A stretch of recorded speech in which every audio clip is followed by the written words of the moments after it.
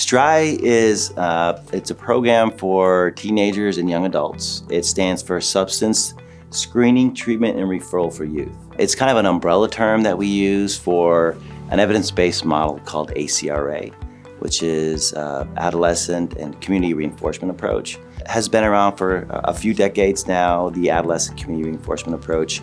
Really an evidence-based model that teaches skill sets and coaches teens in a harm reduction manner rather than an abstinence manner when we're treating them in the substance abuse clinics. So we do a lot of work with our teens and with their parents, caregivers, whoever they kind of associate as their guardian or their role models in their family that are supports for them, on skill sets, on basic day-to-day life situations. A lot of teens are coming in between the ages of 16 and 17. That's probably our average age.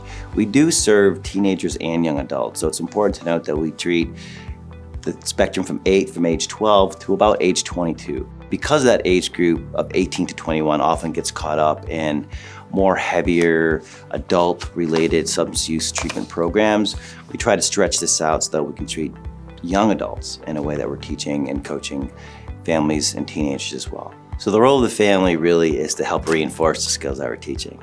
We do a couple procedures in STRY or in ACRA that are really interesting, that are family components of the model, where we meet with families and put them in the shoes of their child, and vice versa, put the child in the shoes of the parent. It's called a reverse role play, which is really an interesting way of looking at the dynamics in a family and how the parents can see the points of view from the child or the client, and vice versa, so the kiddo can see their parents' point of view and actually role play that. It happens to be really interesting, and it takes on a lot of meaning, and parents and families usually walk away and the clients walk away with a different sense of how they're affecting each other. We have data that shows kids that come into the program 80% of the time have reduced their use or completely remained abstinent for the youth that have completed treatment. It's not just focusing on substance abuse, to make that clear.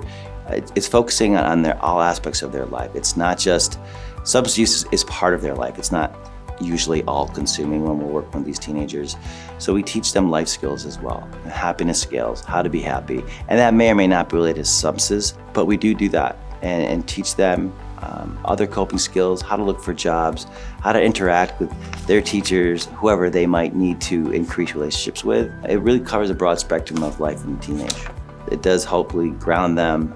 We're planting a seed and showing them that life can be happy and proactive and fun, having less conflict at home, and be able to do things outside of the home that don't include using drugs and alcohol to have fun all the time.